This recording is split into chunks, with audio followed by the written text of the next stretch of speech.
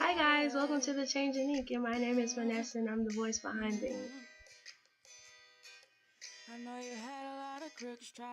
Today's piece is entitled Self-Love. My entire life I was told to love myself. I was told that self-love was the most important kind of love. I was told that if I could not love myself, I could never love someone else. I was told to love myself and everything else would fall in line, but I was never told what that actually meant. What does self-love mean? What does loving myself even look like? What paradigm of self-love should I follow? I couldn't look in the media because it's plastered with images of people perpetuating ideas of flawed standards of beauty. I couldn't look in music because it's inundated with products of cosmetic surgery and booty shots posing as artists and video vixens. In all honesty, I couldn't even look at my parents because they have yet to discover the phenomenon of self-love for themselves. So where do I look? How do I love myself? With almost no external examples of self-love, the road to genuinely loving myself was bumpy and full of potholes. The lack of identity, self-respect, and self-awareness created debilitating craters in this road of life that I was traveling on.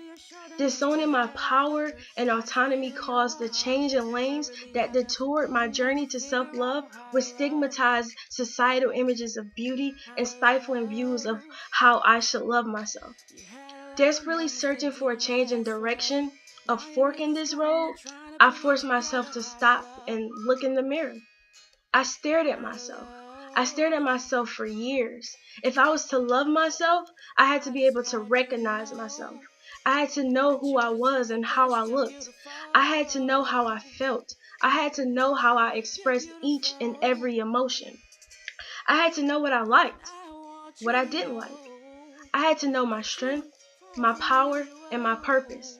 I had to deprogram every preconceived and tainted notion of what beauty and self-love looked like. I had to deconstruct the system that reduced my value to my position on society's totem pole of beauty. I had to demystify the veil and see myself for who I really was. Once I saw myself, I became myself. Living authentically was how my self-love presented itself. I learned that self-love was not a static entity. Self-love is not something you simply do.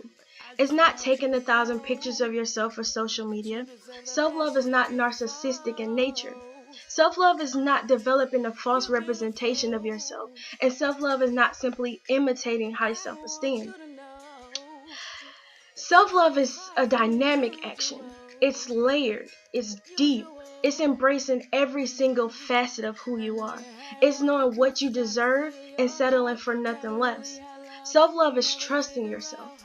It is believing in your nature, your truth, and your flexibility.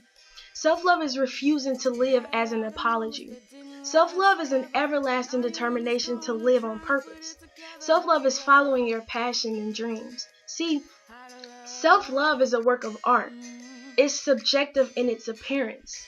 The beauty of self-love lies in the reflection of the artist. You're the artist. So look in the mirror. It may take a while to clean that mirror, but trust me, once you see that artistic reflection with no dirt, no smudges, no socially constructed distortions, you'll fall in love with the artist and you'll know exactly what self-love looks like. Thank you. See you guys next week. You were just a youngin', your looks were so precious, but now you're grown up, so fly is like a blessing, but you can't have a man look at you for